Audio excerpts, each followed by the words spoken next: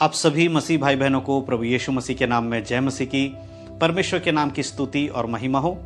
दोस्तों, आज जितने भी लोग प्रभु यीशु मसीह पे विश्वास करते हैं उन सभी के लिए ज़रूरी है कि वो प्रार्थना करें। बहुत सारे ऐसे मसीह भाई बहन लोग हैं जो हमें कमेंट करते हैं, हमसे बहुत बार मैसेज करके सवाल पूछते हैं और बताते हैं कि ब्रदर, हम प्रभु यीशु मसीह पे विश्वास करते हैं, हम चर्च भी जा रहे हैं, लेकिन अभी तक हमें सही रीति से प्रार्थना करना नहीं आता। आप हमें बताइए कि हम प्रार्थना कैसे करें। देखिए, मैं आपको एक चीज़ बता देना चाहता हूं। अगर आप प्रभु यीशु मसीह पर विश्वास करते हैं तो आपके जीवन में दो बातों का होना बहुत ज़रूरी है। अगर ये दो बातें आपके जीवन में नहीं है तो आप एक सही मसीह नहीं है, या फिर आप सही तरीके से मसीह में आगे नहीं बढ़ रहे हैं। और वो दो बातें कौन सी? सबसे पहली बात कि आपको बाइबल पढ़ना ज़रूरी है। एक मसीही व्यक्ति के लिए बाइबल को पढ़ना ज़रूरी है। और दूसरी बात है कि उसको प्रार्थना करना बहुत ज़रूरी है। और ये दो बातें अगर आपके जीवन में नहीं हैं तो आपको ये समझना ज़रूरी है कि अभी भी आप प्रभु यीशु मसीह के संग सही रीति से नहीं चल रहे। अभी भी आप बाइबल के अनुसार एक सही मसीह जिसे कहना चाहिए वो अभी नहीं बन पाए हैं। तो इसीलिए बहुत ज़रूरी है कि आप बाइबल को पढ़ें, प्रार्थना करें। लेकिन बहुत सारे लोग कहते हैं ब्रदर, हम बाइबल तो पढ़ते हैं लेकिन हमें प्रार्थना करना नहीं आता, तो हम प्रार्थना कैसे करें? तो आज मैं आपको बताने वाला हूं एक विश्वासी के लिए प्रार्थना करने का सही तरीका क्या है, या बाइबल हमें क्या बताती है प्रार्थना के विषय में। प्रार्थना क्या है, प्रार्थना कैसे करना है, ये सारी बातें आज मैं आपको समझाने वाला हूं। बहुत ही ध्यानपूर्वक मेरी बातों को सुनिएगा, क्योंकि अगर आप प्रार्थना करते समय इन बातों को ध्यान नहीं देते हैं, जिन बातों को मैं आज बाइबल से आपको बताऊंगा, अगर इस पर आप गौर नहीं करते हैं तो हो सकता है कि आप प्रार्थना करते हैं और या करेंगे, वो प्रार्थना परमेश्वर आपकी नहीं सुनेंगे। क्योंकि अगर आप परमेश्वर के वचन के अनुसार प्रार्थना नहीं करेंगे तो आपकी प्रार्थनाओं को परमेश्वर क्यों सुनेंगे? आज बहुत सारे मसीह भाई बहन ऐसे हैं जो प्रार्थना करते हैं लेकिन कई बार उनकी प्रार्थनाओं का उत्तर उनको नहीं मिलता है। आप भी बहुत बार प्रार्थना करते होंगे, आपके प्रार्थना का उत्तर अगर आपको नहीं मिल रहा है तो आज आपको अपनी इस प्रार्थना के तरीके को जांचने की जरूरत है। आपको देखना चाहिए क्या वाकई में आप बाइबल के अनुसार प्रार्थना कर रहे हैं। प्रार्थना सिर्फ करना ही नहीं है, उसको समझना बहुत जरूरी है। जब हम प्रार्थना करते हैं उसके विषय में हमें पता होना चाहिए कि प्रार्थना क्यों कर रहे हैं, प्रार्थना किसके सामने करना चाहिए, प्रार्थना किसके नाम से करना चाहिए। ये सारी बातों को जानना आपके लिए बहुत जरूरी है।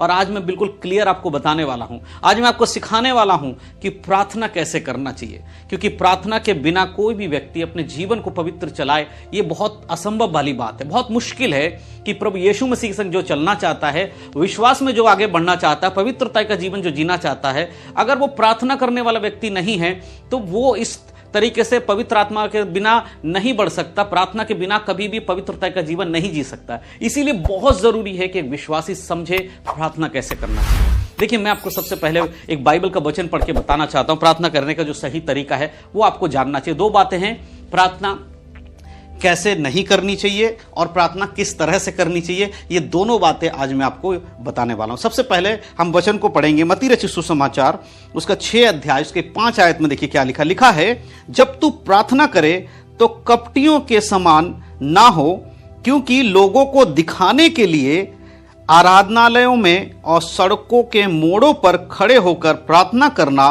उनको अच्छा लगता है। मैं तुमसे सच कहता हूं कि वे अपना प्रतिफल पा चुके।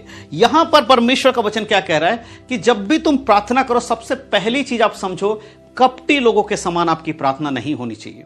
कपटी लोगों के समान आपकी प्रार्थना नहीं होनी चाहिए जो कि आराधनालयों में यानी कि चर्च के अंदर या सड़क के मोड़ों पर या भीड़ में खड़े होकर प्रार्थना करते हैं। वो इसलिए प्रार्थना करते हैं ताकि लोग उनको देखकर ये कहें कि ये प्रार्थना करने वाला व्यक्ति है। और परमेश्वर क्या कह रहा है कि आपको कपटी के समान नहीं बनना है। आप किससे प्रार्थना करते हैं? लोगों से प्रार्थना कर रहे हैं। आप किसको बोलना चाहते हैं अपने विषय को, लोगों को कि परमेश्वर को? तो परमेश्वर को अगर बात करना, परमेश्वर से अगर आपको बातचीत करना, तो सबसे पहले आपको यह समझना होगा कि प्रार्थना सबके सामने करने वाला विषय नहीं है कि आप जहां मर्जी आए प्रार्थना करके अपने आप को जाहिर कर रहे हैं कि मैं देखो परमेश्वर से प्रार्थना कर रहा हूं। इस तरह नहीं। पहले आप प्रार्थना का तरीका समझिए। प्रभु कहता है कि तू प्रार्थना परमेश्वर से करेगा तो परमेश्वर के साथ बैठ के बातचीत कर, दुनिया को दिखाने के लिए प्रार्थना ना करें। आज बहुत सारे लोग ऐसा ही करते हैं। वो ये सोचते हैं कि हम अच्छे से प्रार्थना करेंगे, लोगों के सामने खड़े होकर अच्छे से बोलेंगे तो लोग हमें धर्मी समझेंगे। परमेश्वर आपको धर्मी नहीं समझेगा, क्योंकि परमेश्वर आपके ऊपरी चीजों को नहीं देखते परंतु अंदर की चीजों को गौर करते हैं। इसलिए जब भी आप प्रार्थना करें, सबसे पहले यह जान लें कि आप किससे बात कर रहे हैं। आप परमेश्वर से बात कर रहे हैं, तो परमेश्वर से बात करने के लिए आपको दुनिया को दिखाने की जरूरत नहीं है। शायद दुनिया के लोग आपको देखकर कहेंगे कि ये प्रार्थना नहीं करता होगा या इसके प्रार्थना में मन नहीं लगता होगा, ऐसे बोल सकते हैं। लेकिन आपका एक व्यक्तिगत प्रार्थना अगर है, वो परमेश्वर के साथ आपकी बातचीत करने के समय अगर है, तो दुनिया भले ही उसको ना देखे, परमेश्वर उसको महत्व देते हैं। तो दुनिया के सामने प्रार्थना करके अपने आप को जाहिर करने से अच्छा है कि आप प्रभु के सामने संगति में अपने विषय को लेकर जाए, परमेश्वर से वार्तालाप करें। अगर आप दुनिया के सामने प्रार्थना करेंगे, दुनिया को दिखाने के लिए प्रार्थना करेंगे, तो परमेश्वर कहता है कि वो अपना प्रतिफल पा चुके हैं। इस प्रकार के लोगों का प्रार्थना कभी परमेश्वर उसका उत्तर नहीं देते। यही वजह है कि कई बार आपकी प्रार्थना का उत्तर आपको क्यों नहीं मिल रहा है, क्योंकि आपने इस रीति से प्रार्थना किया है जिसका प्रतिफल तो आपको मिल चुका है। लोगों ने शायद आपकी तारीफ कर दी होगी कि देखो ये व्यक्ति कितना अच्छा है, ये तो चर्च में आकर जोर जोर से प्रार्थना करता है, ये तो गली मोहल्ले में खड़े होकर जोर जोर से प्रार्थना करता है, लोगों को दिखा दिखा कर प्रार्थना करता है। इससे क्या हुआ कि लोगों में आपकी वाहवाही हुई, आपकी जो महिमा हो गई, इससे आपका प्रतिफल खत्म हो गया।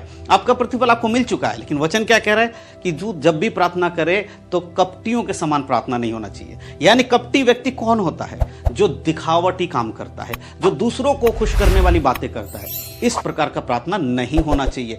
अब हम बात करते हैं कि प्रार्थना करना कैसे है, वो समझते हैं। उसके लिए भी हम एक और वचन पढ़ेंगे, इसी के अगले आयत को पढ़ेंगे। मत्ती 6:6 में लिखा है, परंतु जब तू प्रार्थना करे तो अपनी कोठरी में जा और द्वार बंद करके अपने पिता से जो गुप्त में है प्रार्थना कर, तब तेरा पिता जो गुप्त में देखता है तुझे प्रतिफल देगा। यहां प्रभु का वचन क्या करे? जब तू प्रार्थना करे तो क्या कर? कोठरी में जा। अब यहां कोठरी में जाने का अर्थ यह नहीं है कि आप किसी कमरे में चले जाएं। यहां समझने वाली बात समझिए कि परमेश्वर जब कोठरी की बात करे, यानी कि एकांत की प्रार्थना, ऐसी प्रार्थना जिसे आप कर रहे हो और परमेश्वर उसको सुन रहा हो, उसके अलावा कोई नहीं होना चाहिए। कोई व्यक्ति के सामने आपको प्रार्थना नहीं करना। जब हम प्रार्थना करते हैं तो कुछ बातों को ध्यान रखना बहुत जरूरी है, वो मैं आपको क्लियर कर देता हूं। देखिए, प्रार्थना के दो तरीके हैं। एक तो होता है सामूहिक प्रार्थना, है ना, एक संग मिलकर कई लोग मिलकर प्रार्थना करते हैं। दूसरा होता है व्यक्तिगत प्रार्थना।